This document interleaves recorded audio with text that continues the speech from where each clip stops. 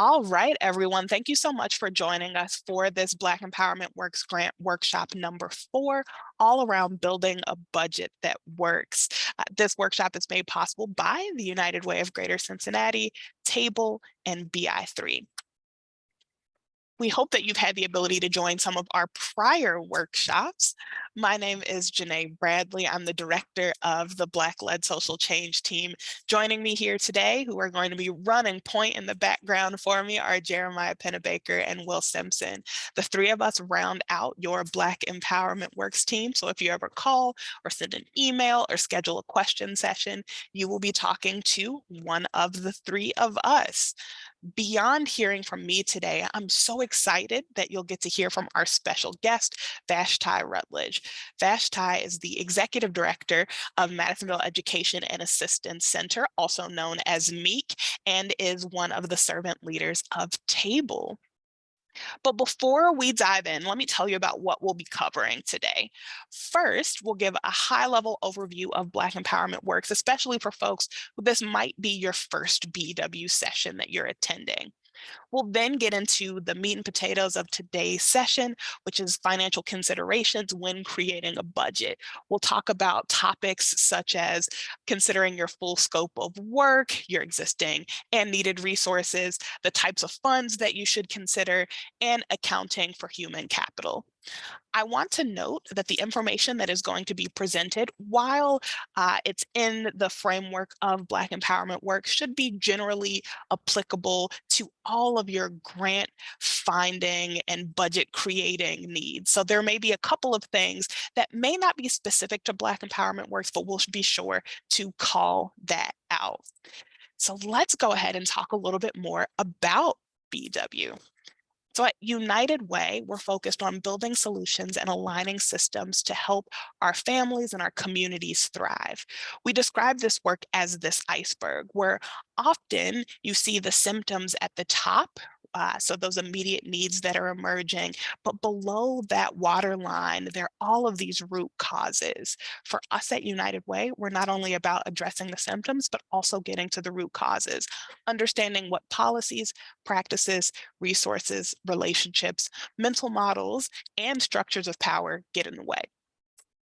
As we're doing this work externally, it's also important for us to take a reflection internally and say, how can we transform our own systems of power or policies or how resources flow? Thus was the birth of our Black Empowerment Works and Black-led social change work. We say that Black-led social change exists because we are compelled to hold spaces and provide resources to imagine and bring to life unencumbered, self-determined Black futures. So in our work of Black Empowerment Works, we're aiming to support work that does just this. And while we refer to Black Empowerment Works often as a grant, to us, it's so much more than that.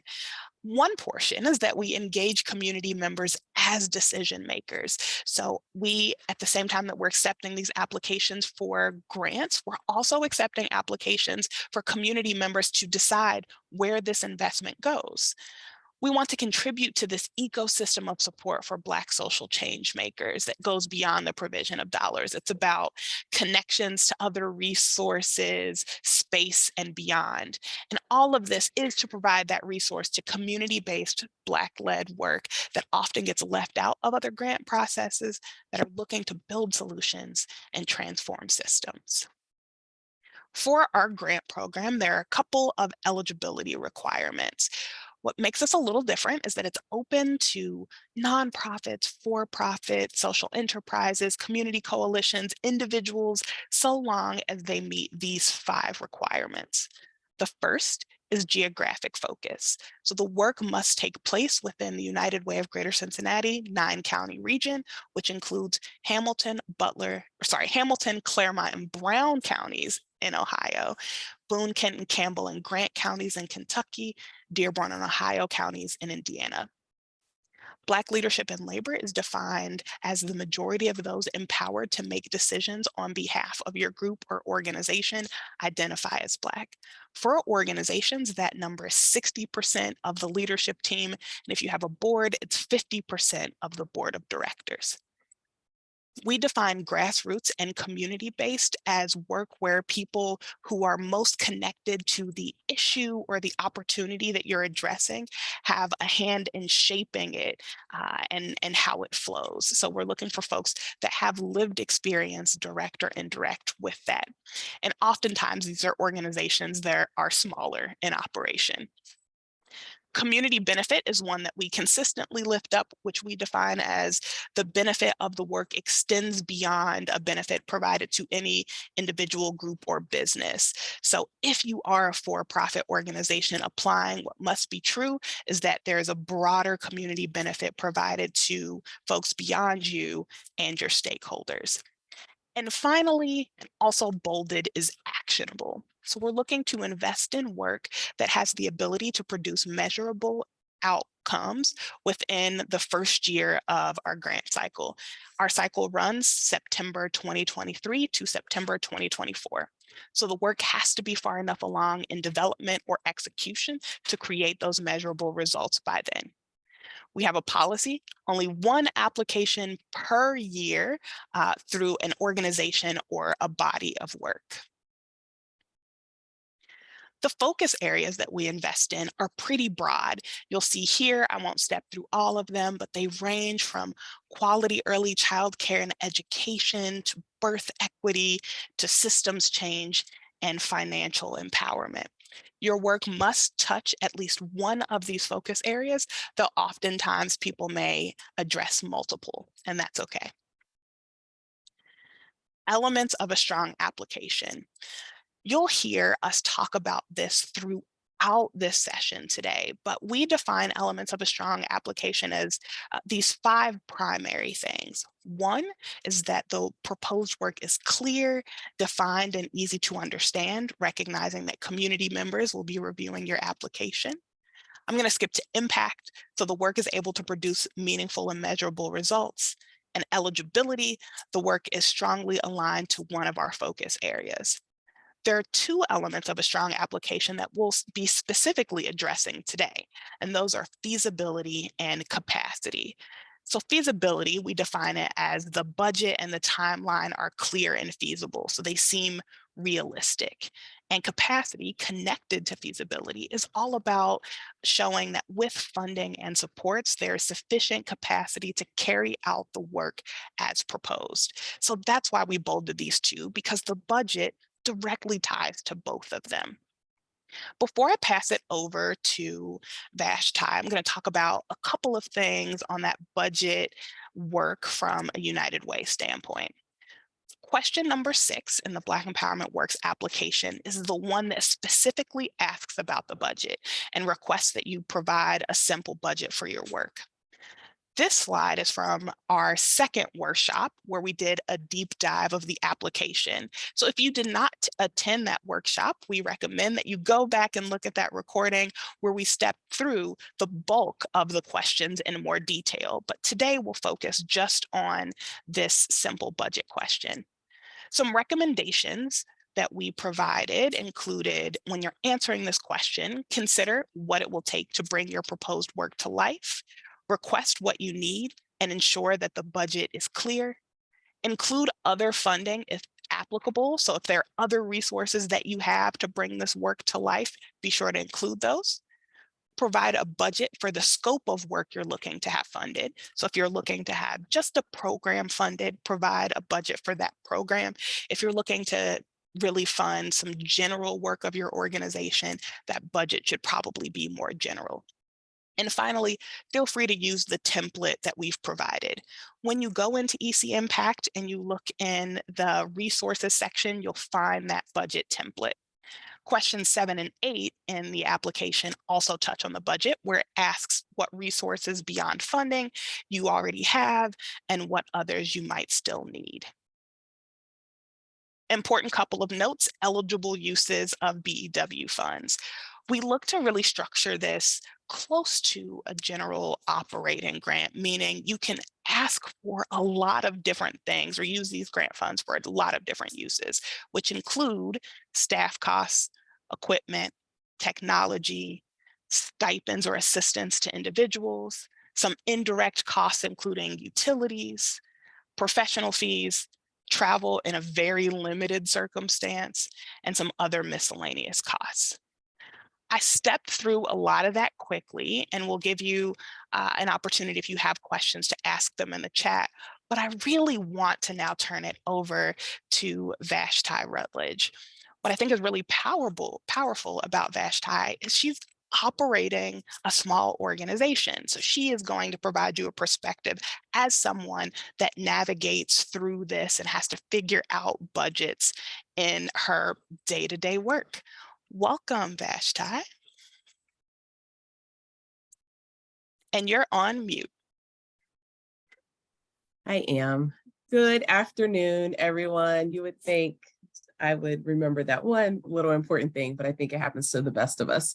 So thank you all for joining us this afternoon to talk about building a budget that works. It's funny, right before I joined you all, I was meeting with the accountant that I work with for MEEC, which is Madison Law Education and Assistance Center, where I am the executive director. And I was like, am I going to tell her I'm about to do a budget workshop? Because she would be like, hold on, you might need backup. Right. What I hope to be able to provide for you is, I think, what is important to have as someone in the leadership of an organization who is not a financial expert. So I still need the expertise at times of someone who this is what they do and live and breathe. But I know enough, but I have a general knowledge well enough to build a budget, to be able to apply for grants, to have those grants applications approved and bring money into our organization. And so hopefully what I can do is share some of that knowledge with you all and help you prepare not only for your Black Empowerment Works grants, but for grants that you may apply for in the future. If you have questions that you did not send ahead of time, please feel free to put those in the chat, and the UW team can kind of feed those to me.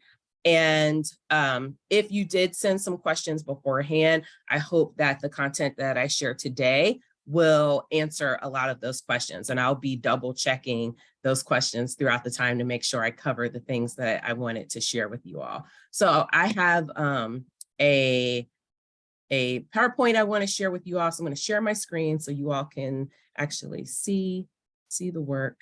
And hold on, where'd it go? All the windows. When you have 100 windows open.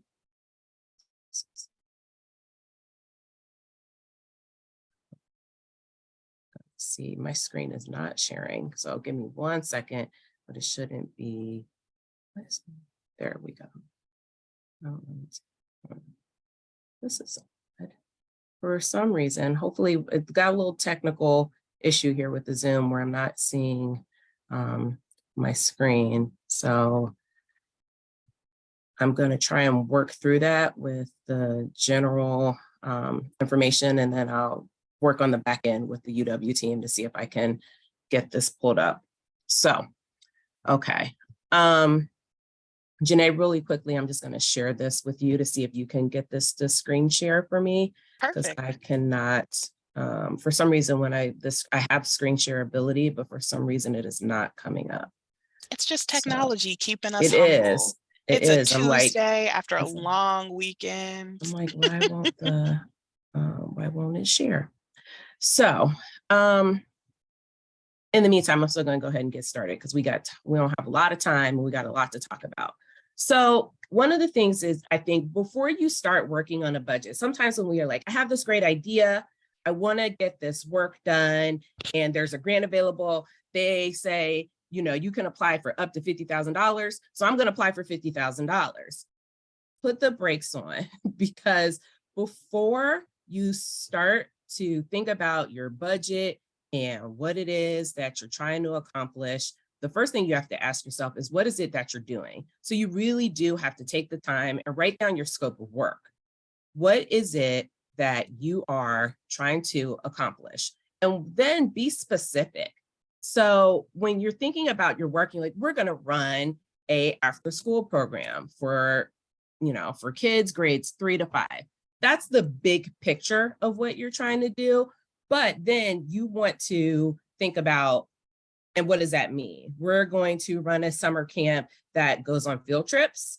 that provides, pool passes for the summer, that, will you need a driver? So you have to start to actually work through the details of what it is that your work encompasses. What is the full scope? So as Janae was saying in the introduction, is are you trying to fund your organization, or are you funding a specific project within your scope of work? And whichever one of those it is, you want to make sure that you are writing it all down and being very clear about what it is that you are trying to accomplish. And I think that is your first step before you even get to the place of thinking about what it is that you're going to do from like a financial standpoint.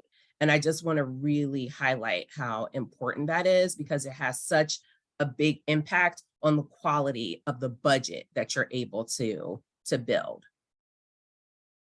For those of you who you're like, I got my narrative, I know what it is that I'm trying to accomplish, you can then start to think about what are the questions that you need to answer and ask yourself in order to build a budget that is going to work and meet the guidelines of your grant.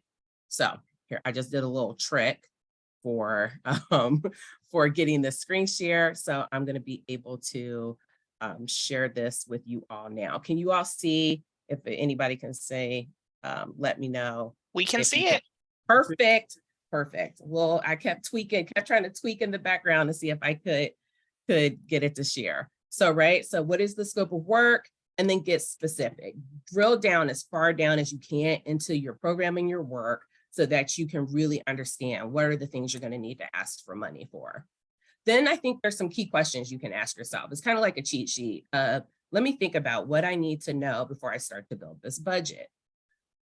What do you need? So especially if you're building something from the ground up, and right now, and maybe it's just you, are there salary and staff considerations that you need to take into account? Are you going to have to hire people in order to do this work?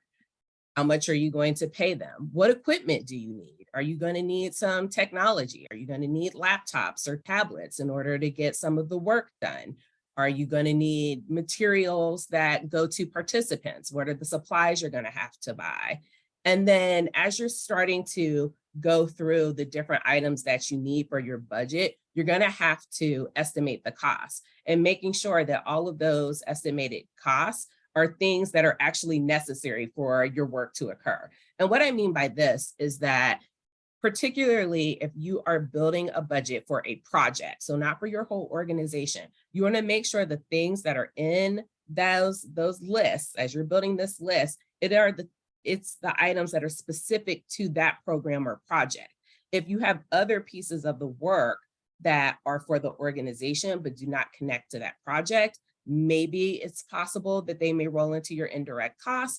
But if they're not aligned with that program, you want to make sure that you're not just including things that go with other scopes of work. And then, is everything that you need in order to make this work happen and be successful, is it reflected somewhere in the budget? So it goes both ways. It's when you look at your budget, make sure that everything is there, because particularly in the nonprofit sector, I think we tend to ask for less than what we need, and we have to get into the habit of being very clear and explicit about the true program cost of our work. So you want to do your best job of indicating, these are the things that we need in order for this work to happen and for it to happen successfully. And so I'm not saying, just throwing numbers out there to push the number up of what you're asking for, but just really thinking about, don't sell yourself short. Don't cut yourself too short either on the dollars. You want to ask for what you need to get the work done. So if you're starting something new from the ground, one of the really challenging things is how much does it cost? So how are you going to estimate your costs? One of them is, have you done some work like this previously? So if you've run a different program, even than the one that you're running now, but you can look back and say, well, this one was a little different, but I know that, typically to hire, part-time college students to run, this other program we paid them this much an hour, right? And so it's like using some of your previous experience to lean back on and determine how much your costs are going to be. The other thing is ask a friend. And when I put friend in quotation marks, I'm like, don't just ask any friend, right? Like, don't ask your neighbor. But typically, we know other people who are doing similar work, right? And I do this all the time. I have a group of colleagues where when something comes up or we're thinking about something new and we don't know, hey, do you know how much, I'm looking to hire a bookkeeper, or I'm looking to hire an assistant. Does anybody else been looking for one recently? How much are you paying in this position?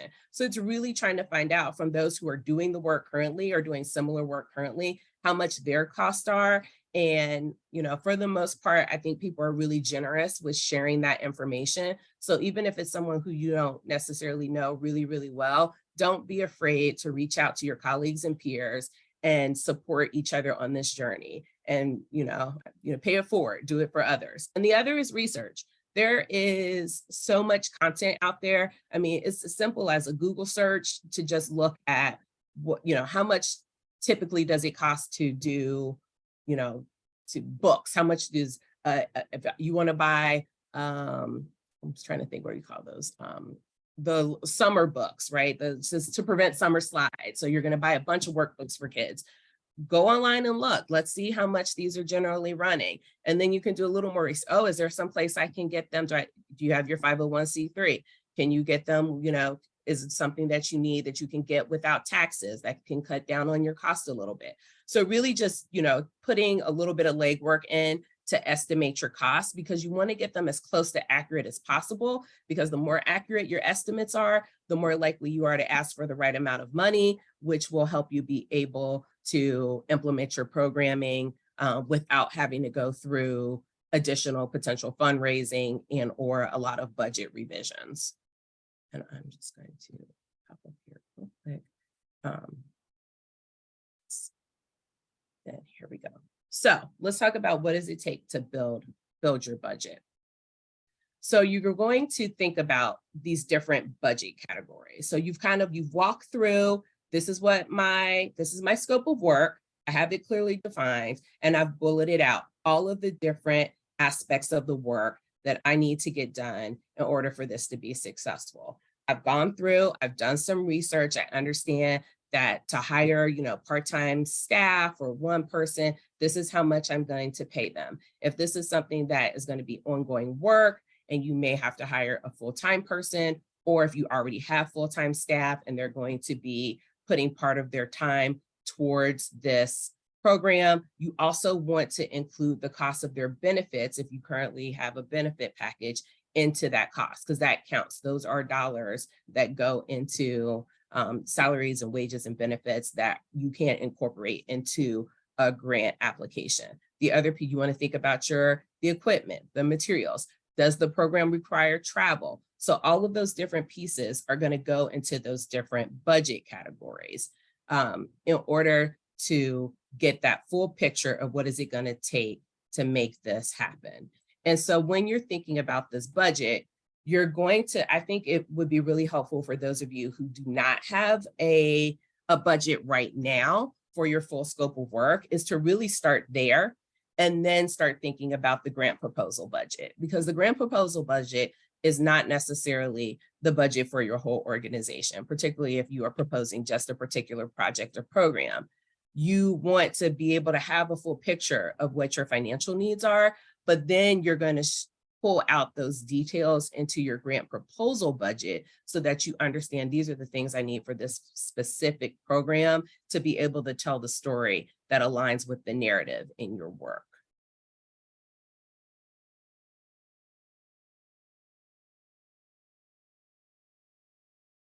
There. So a little bit more about the budget narrative. And so I know in looking at the template, there's not a request for like a large narrative, but I think it's really important that you all understand just ongoing.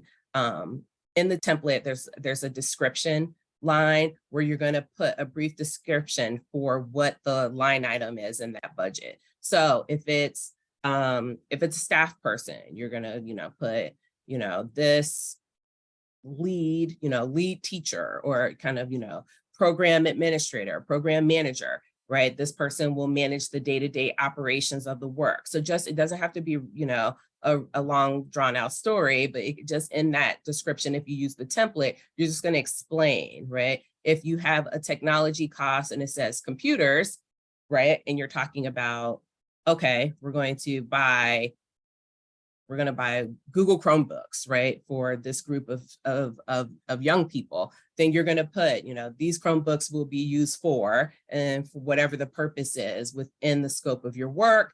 And in the template, there's a place where it says, what is the unit cost? So that's where those cost estimate come in. You've looked up what the cost of the individual Chromebook is, and then how many of them will you need for your program? Oh, we need 12, right? And they cost $200. So I wish, but right, we need 12, they cost $200. So we need $2,400 in order to meet this budget requirement, right? So the $2,400 is the total, the unit cost is 200, the quantity is 12, and they are for, I don't know, they're for technology access for young people, right? So you're just going to the item, how many, what you need it for, how it rolls into the program. And then you want to make sure you understand how much time the people who are working on the grant are spending. So if you do have staff right now, and this is a program within a larger scope of work, and that person is going to be spending all of their time there, it's fairly cut and dry, right? 100% of their time is going to be allocated to this program. So if it's you, and you can say all of my time is going to this 40 hours a week, but if it's actually going to be split 20 hours here, 28 hours on another program or project, you want to make sure that you show that here's this person's salary, but I'm requesting this percentage because they're going to be spending 50% of their time on this work. And so it's a really good way for you to be able to also track time and intention. So if your working budget is strong, what you should be able to do is monitor it over time.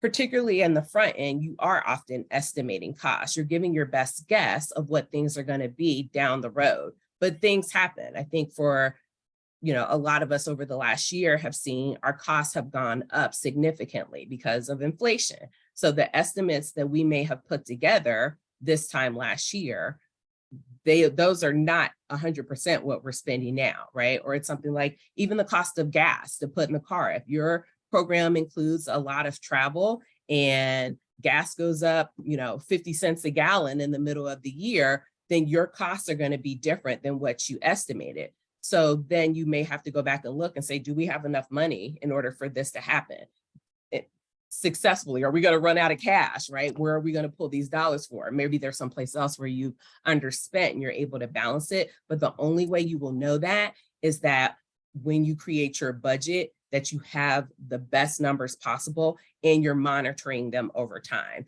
Particularly monthly, I think at minimum, you want to be looking and saying, where are we? Are we on track? So when you're thinking about your timeline for the length of time of your program, looking at your budget and then being able to break it up. Sometimes you just have to say, we don't know yet. And so when you look at your timeline and you're saying, this is a 1-year program, so we're just going to divide the cost evenly across the 12 months. But what you may find out in the pace of your work is that at different times of the year, different costs start to fluctuate. After you've kind of gotten into a rhythm, then you will be able to make those adjustments, right? So it's saying, oh yes, typically we find that we always need more staff support during the holiday season because it's a really busy time for us. So our personnel costs are up because people work overtime, right? Though maybe you're slower in the summer, but you have to build up to that. So when you're first starting, it really is about the work you put in on the front end so that you can have your best estimate to get your budget ready on the back end. When you can answer these questions, I think this is when you're ready to really talk about to really work through and build your budget. How much funding do you need? So it's really important to, when you're thinking about applying for grant dollars, it is, okay, this is how much they say you can apply for, but how much do you need individually? And it may be that you need significantly more than what's available in the grant. And if that's the case, that's when you have to think about what are your additional places and spaces to do some fundraising activities. And then how are you going to use the funds? Have you built a not only a budget narrative, but a strong program narrative that explains how these funds are going to work throughout the course of your programming? And then when do you need the funding? So that's another important thing, right? When you're thinking about looking at applying for funding, you want to make sure that the timeline that the funder has also aligns with when you want to actually get your work off of the ground. There are some funders who have very short timelines where, you know, an application is due on June 1, they're reviewing them right away, there's decisions made, and maybe you can have dollars in your account by August 1. There are other funding strategies out there where it can literally take almost a year, right? Between the time when you first start the process of applying and outreach or whatever it is, by the time you get through the whole decision-making process and the check is actually cut.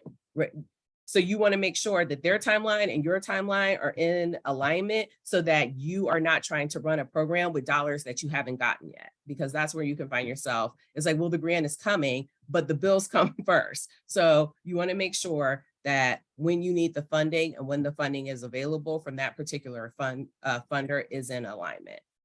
But when you can answer those questions, you really are ready to start to build your budget.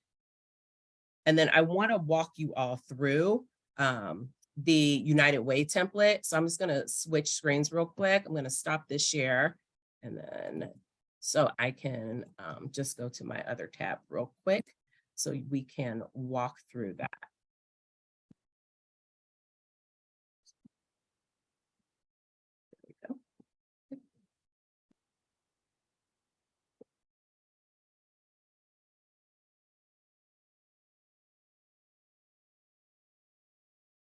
Course, I don't know. It is my technology challenge day. I'm like, click the link doesn't open.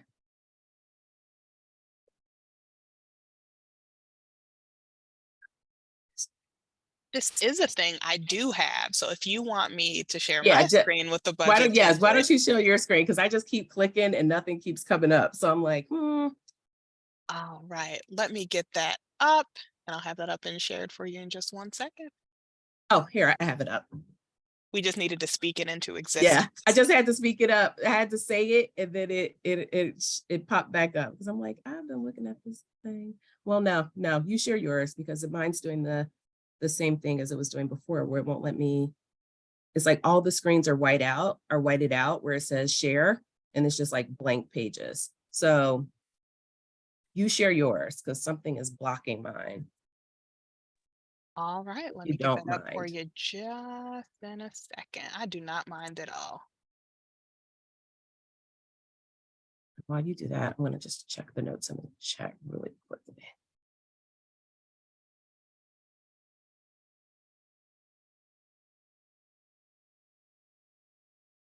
So there was a question about indirect costs, which Janae answered in the chat, but I want to just kind of go back to. So particularly one of the things that often goes into indirect costs, particularly if you are thinking about you are applying for a program within a larger organization, and you all have an office space, right? So you pay rent. If you have utilities that you pay, those are things that you need them, right? The whole organization needs them. They're not directly related to the cost specifically of that program, but your staff need a place to sit, right? They need a desk, or right? They need right? You need your phone system. And so those costs are indirect costs where you can include a percentage of those into the budget because those are a portion of those costs. So one of the things that I was working through today is that we were looking at the allocation of the costs across our organization because we have multiple programs. So you're talking about the allocation of your human capital. So the people who are doing the work, if they are working on multiple things, you have to kind of take the time to sit back and reflect and say, where do I spend the majority of my time? Is it on administrative tasks? Am I doing a lot of touching of the actual programmatic aspects of the work? or right, am I spending more time on fundraising, and then really allocating your time in that way. But you also can think about it similarly for indirect costs like utilities and your rent, or right, the cost of maintaining your Wi-Fi, kind of like all of those things that the whole organization shares, but a portion of it is necessary for every single program to actually get off the ground. And then someone asked about where the budget template was, but they're in the application system, and you can, we're going to look at that together now. You do not have to use this template, which is in the application, but I found that the template was actually, I think if you are new, particularly if you are new to budgeting, I think this is a nice template to use that will help you be able to break down your costs and then think through what you need in order to do your work. Can you go switch over to the actual template for me, Janae? Thank you. So here you will see, this is why I was like, this is a great template, because if you are just kind of getting used to building out a budget, even when I said like, think about the scope of work, you could really, once you write down what your work is, you can really use this template to, as you're doing your cost estimates. So like first category, salary, right? Personnel. Who are the people? How many of them am I going to need, right? And then you're going to put, you can click there, you put personnel and then item descriptions. So you're thinking, who are, it's going to be me for some of you who are teams of one. And we know how that is when you're first getting started, right? So you're the everything. You're the executive director, you're the program manager, right? Or maybe you are going to bring on a part-time person. So you can say, I have multiple staff people, and you can create that space to put another staff person. And then you're going to think, how much am I going to pay that person? Is it going to be hourly, or is it a salary position? And then, for some of you, you're like, we're not at a place yet where we're offering salary, and that's okay. Think about what is the rate of pay that's actually going to get you someone in the position. So one of the things I think is really important to think about right now is when it comes to personnel costs, that the numbers are up, right? There are lots and lots of companies, businesses, nonprofits, everybody's looking for staff. And we know that people are looking for more flexibility and they're looking for better pay. So when you are thinking about applying for a grant, don't think to yourself, oh, I'm just going to try and keep the cost as low as possible, because then maybe they'll get me the grant, because they'll see we're doing all this work with just this little bit of money. And then you can't actually fill the position because you didn't give yourself enough financial support to actually be able to hire staff. So if you are considering bringing on part-time, full-time staff in order to do this work, then you want to be very thoughtful about what is the pay rate or salary that you're going to need to pay in order to actually bring somebody on. I just think it's so important. It's going to be a challenge, I think, either way, unless you already have somebody who said, yes, I'm coming on board, that because the market is just so competitive right now. But I think it's really important that you bake that concept into your process as you're preparing your budget.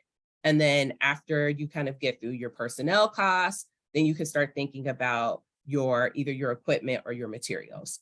If you are running a program and you need books, you need papers, then start looking at what the costs of those will be. So you need maybe if it's a reading program, and one of the things that you want to do is to be able to purchase grade level specific books for a group of students, then you want to look and see how much the books cost, right? Including the cost of set up an invoice, right? So you may not have the money to buy it yet, but go on the website if it's available. Put in exactly what it is, excuse me, that you would say, this is what we would want for the program. Put it in there, see how much the cost is, see how much the tax and the shipping is going to be, right?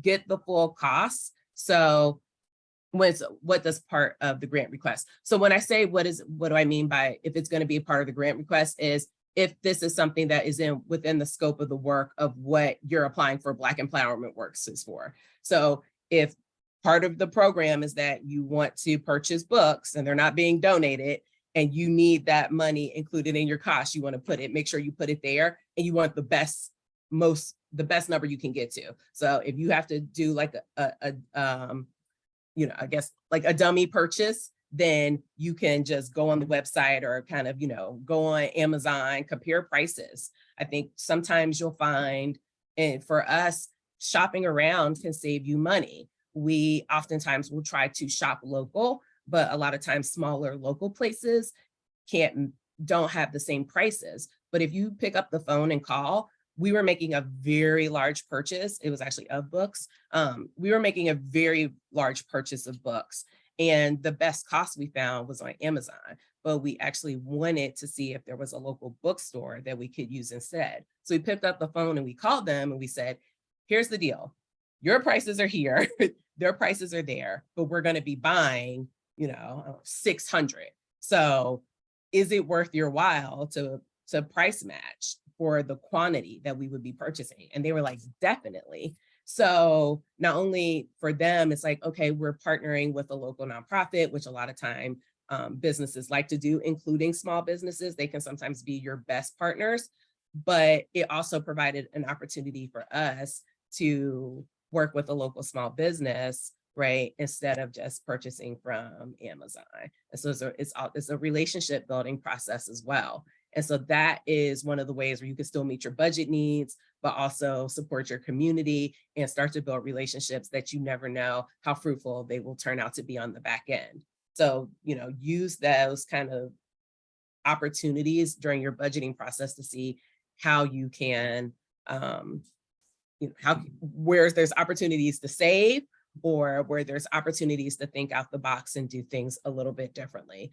The other piece is, I think, one that is I talked about a little bit is, technology expenses. So if you are going to have recurring costs, something like a cell phone. So if one of the aspects of this work requires someone to be out in the community a lot and they are traveling, maybe, they need a cell phone for work that you all are going to purchase, you're going to want to look at, okay, what's the cost, the initial cost of the phone, but then what are the ongoing monthly costs so that you're including in your request, not just here's the $500 of the cost of the phone, but the monthly recurring charges are going to be, $75 a month. So you're thinking about the full scope of costs of something like a cell phone.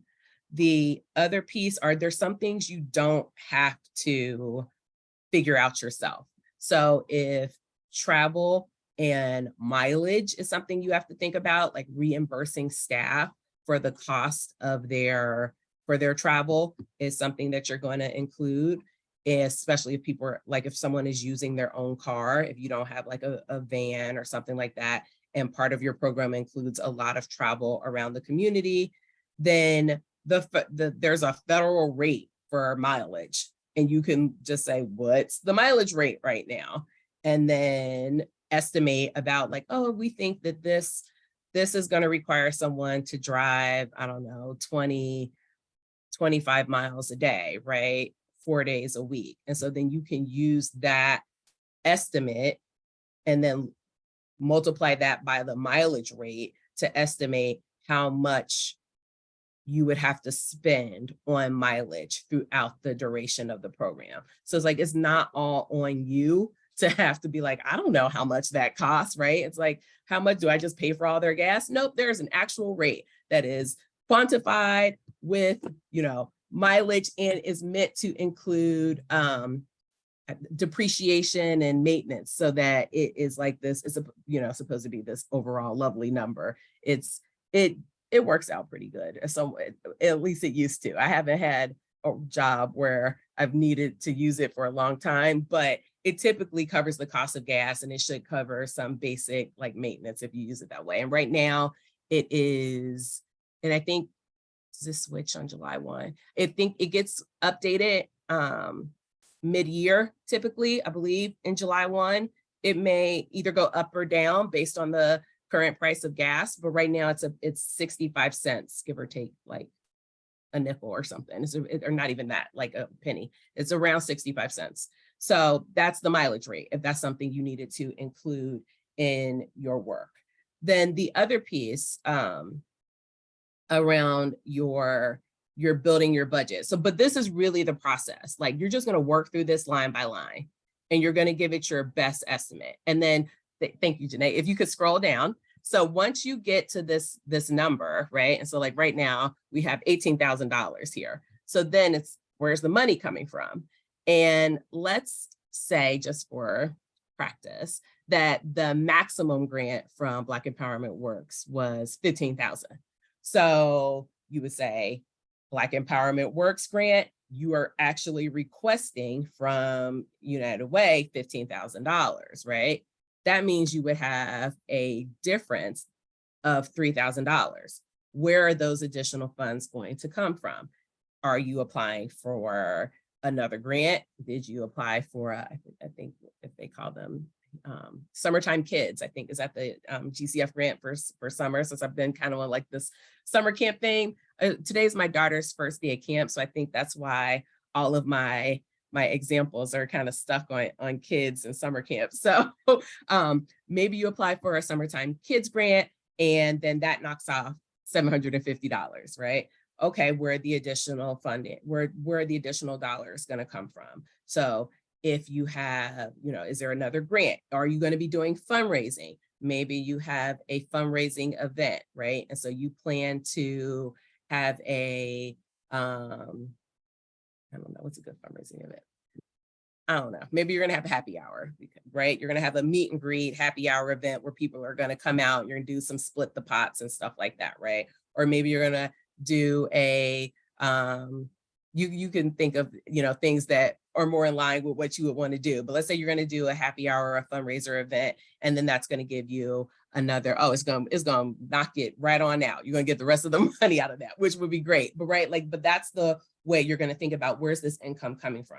So after you build your budget and you're like, whoa, I need more, I need more than what's available from this grant, then you have to start thinking about what are the other spaces and places for revenue. And so that, because I'm like, oh, time is going really fast. So I want to wrap up with just a couple of things. I have a couple examples that I wanted to make accessible to you all. So I will make sure that Janae can share the slides with you.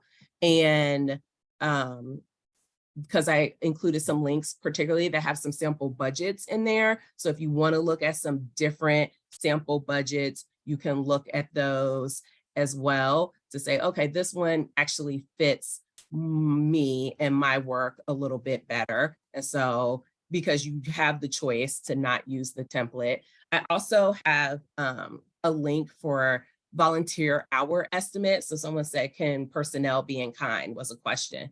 Personnel can be in kind if people are volunteering. So if you have folks who are, not in kind in your, okay, sorry, I was thinking of that question incorrectly. Can personnel be included in your in kind portion?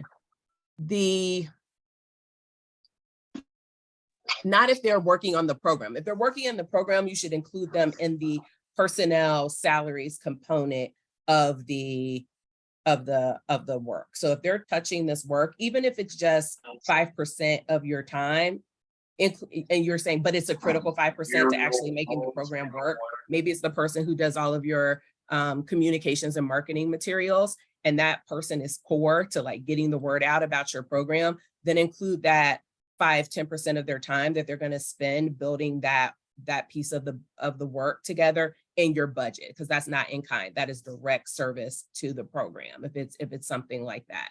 If you have volunteers and you want to include that as a account for that as a resource, as far as in your income, I was thinking of it in that way, as like an in-kind resource. There is a calculator for how much volunteer time is worth. So I put the link to that there. That'll be shared in the slides for you all to see as well. And then the last thing I shared was there's an executive director's guide around from TSNE that if you sign up for like their their newsletter or something. I can't remember how I originally got it, but you can get the chapter that's on budgeting. And it's really, I think it's really helpful as someone who came into a new role as an executive director in the place where I was like, oh my gosh, I have to be in charge of all of the budget. It was just a really great kind of synopsis of all the questions you should be asking yourself and the things you should be preparing for as you take the realms of the budget and because it is without the money you can't do the work, and we know that that's just the reality of how it goes. So I will make sure that you all have access to the site so you can tap on those links and check them out as needed. That is really all I have for you all today. I hope that we got to most of the questions as far as what you need in order to build your budget and how you can make it work. There is one question that I want to make sure that I hit on before we go, because I forgot about this one, is someone had asked a question about like kind of budget adjustments. So like in retrospect, typically, and this is something that varies kind of from funder to funder, but typically there is an understanding that on the front end, you're giving your best estimates. And so that there is going to be some fluctuation in budget line items, right? If it's a big change, sometimes you may have to do a budget revision and you want to talk to the person who's funding the work with you, especially if it's a very project specific grant, like, right? If some things are general operating support where you can divide them across the organization as needed, you don't necessarily have to do the same process. But if you have like, this line item is $20,000, this line item is $5,000, and it actually ended up being 12 and 12 each, and you're concerned, reach out to your funder and then say, this is how the money is looking. We need the same amount of money. It just needs to go different places.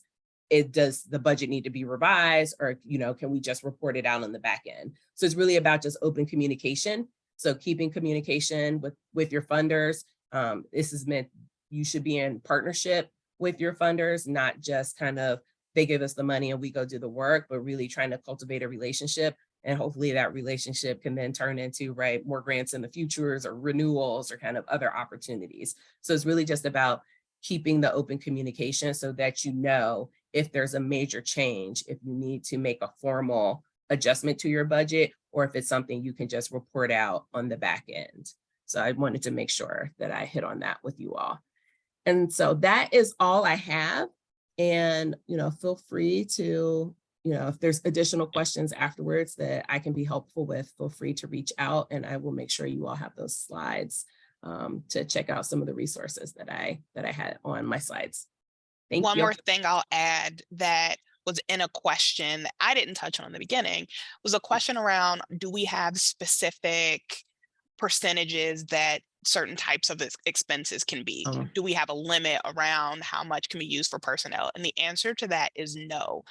What should be true when you're presenting your budget is that you have the capacity to carry out the work. So if you're proposing a really elaborate program that requires a lot of staff time and you apply against the staff time, but your budget doesn't show any other materials, then we would ask like, okay, you've got staff covered, but what about the rest of it? And maybe that's covered by another grant. It's just making sure that you have that captured. In our couple of minutes, are there questions from the audience that we haven't addressed yet? Feel free to type those in the chat or to come off mute.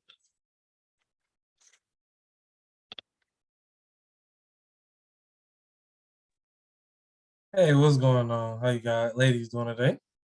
Doing well. You. That's good. That's good. Yeah, I had a quick question. Can you guys hear? My ladies hear me? We can hear you, Brandon. All right, cool. Yeah, so I had a quick question. So, with this budget, I wanted to like do things that might equivalent to, more than what I might be able to do without the grant. Would that look like, I don't know how to, because when it says like, is the fund secured, a lot of the things that I do right now are just kind of out of pocket. So it's kind of secured as much as I'm secure, you know what I mean? So would it not look right to have everything kind of not dependent on the grant, but equaling what the amount of the grant is, if you know what I mean, because I have a program, an organization. I just, the grant would help accelerate that, and I definitely could figure out, different things that I could do with the money, but I'm not sure that, what I mean, I would be able to pocket 40,000, from If your September to grant, September. if your budget matches the amount that you're requesting for BEW, that's completely fine. The only thing that gets tricky for us is if the amount that you're requesting is less than the amount that you need, or the amount that you need is significantly more than what we're able to cover, and there isn't a documentation of how you'll cover the balance of that expense. Because then we'll get into a place of, let's say your idea is a $100,000 idea and we can provide you $40,000, but you need the remaining $60,000 to get started. Then that makes it look like the work may not be far enough along in development to produce measurable results within the grant year. So we have been the sole funder of a couple of different programs throughout the 3 years that we've operated, and that's not a problem at all. Yeah, okay. Now, About to say, because I'm sorry, go ahead, Ms. Vashti. hi, Brandon. I was just Hey. thinking about, the piece just around you saying like it's secured as much as I'm secured. And so in that, when you're thinking about it from a grant perspective, I think you can say, like from a funding perspective, it's not secured from outside funders. And you can put in your application or in your narrative, right? I am self-funding this work. And you want to build your budget on, but I don't want to. Right? Is that the point being that you don't want to self-fund the work? And so think about it like that. And then also, and give yourself some room to say, like, I'm doing the best I can, knowing that I'm taking this out of pocket. But if I actually had resources, some of these things would look a little bit different. And then build the budget based off of build the budget in a way that may be aspirational. And that's perfectly fine, because it's going to help you get your work to where you want it to go. Yeah, that's great. That's great. We do a little bit of fundraising now, with where we can, and then again, it's definitely funded majority from me and my board as well. The people on my board, they dedicate their time, their money, and all their resources too. So I just want to be able to make sure that I describe my budget correctly, because it's not something that I know I got. You know what I mean? It's just basically, okay, cool. I got an extra 500 here. Let me just put that in a nonprofit because I know I want to do things related to that. So I do appreciate you guys. Thank you for asking. Other questions from folks? I know we're a couple of minutes over, but we want to make sure you're getting all of the great knowledge and wisdom. I have a question. Go for it. Hi, this is Tiara. Thanks for all the information. I just have a question about for-profit businesses. So for a program, since we're, I'm for profit, the things that I've done in the past, I've charged people for it. And the goal of what I'm using the grant for is to make it more affordable, right, for people, and to have the grant cover the cost of what the program is, so that I can charge less. So if, where do we put, I guess, in our budget, do we show like, this is the ticket price, this is what we're going to use? So in terms of like paying myself, so I'm going to use the money that I'm gathering from people doing this to pay myself, and the grant budget is specifically for, covering the cost of the program. Does that make sense? Like, it does. So for a for-profit, if you're reducing the cost to other people, just show in the budget what those costs are that their funds would have covered. So if it is your time, just list that it's covering your time. And in the budget narrative, you can explain that it typically costs this much. We're providing a reduced cost, and that's how it's reflected in the budget. Okay, thank you. You're welcome. I have a question. Go for it. Okay, my name is Carla Elliott. So I'm just trying to get some clarity in putting together a budget for staff. I was told by a person that writes grants that you shouldn't exceed 15% of your budget when putting together costs to include personnel. And I'm just trying to find out if that's true or not. Oh, this is such a great question, and I think Vashti will have a more nuanced answer. In terms of Black empowerment works, like our grant is a little bit different than a standard grant. We do not have that specification that it should not exceed 15%. But Vashti, can you share a little bit more about your experiences outside of this and whether that number holds true for you?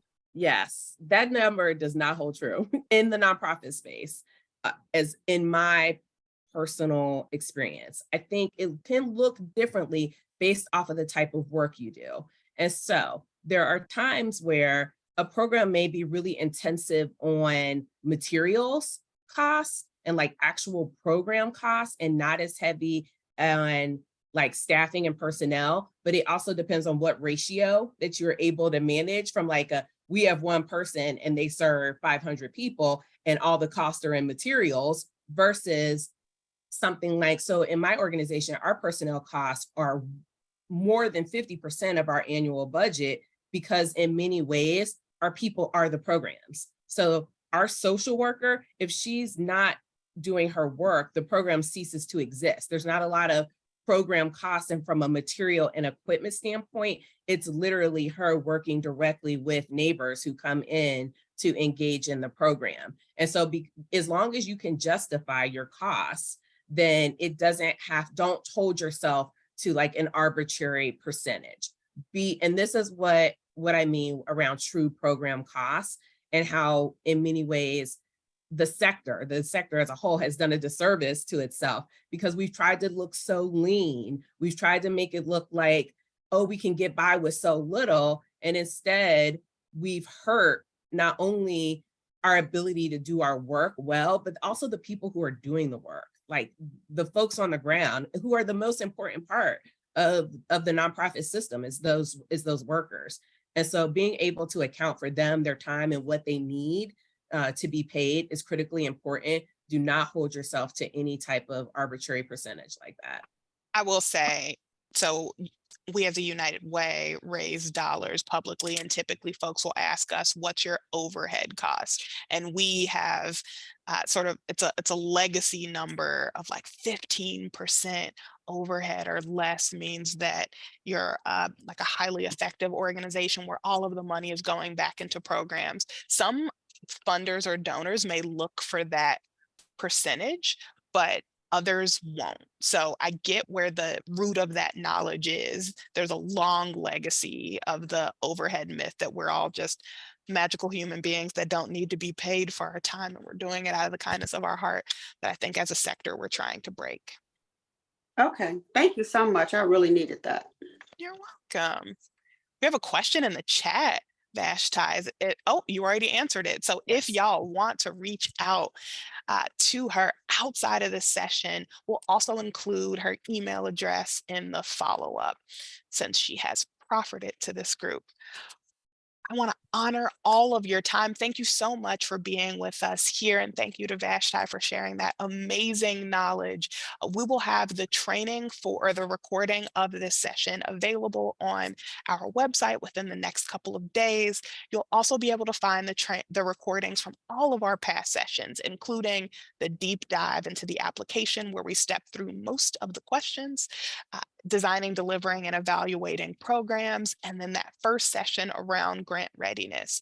If you ever have questions, there are many ways that you can reach out to us. One, we have our email address, which is black-led@uwgc.org, with the three of us monitoring it. You can give us a call at 513-762-7233. If we don't answer, please leave a voicemail and we'll get back to you in 24 hours or less. You have the ability to request a question session or an unlimited number of 30-minute sessions dedicated just to you, where we can step through your questions. You'll find the link to register for that on our website at uwgc.org/BEW apply. And finally, you all have the ability to request a preliminary application review. If you complete your application at least 2 weeks prior to the deadline, send us an email if you would like us to do a quick scan and lift up any immediate questions that we think reviewers would ask. Again, thank you for your time. Please don't hesitate to reach out. Take care. Bye, everyone.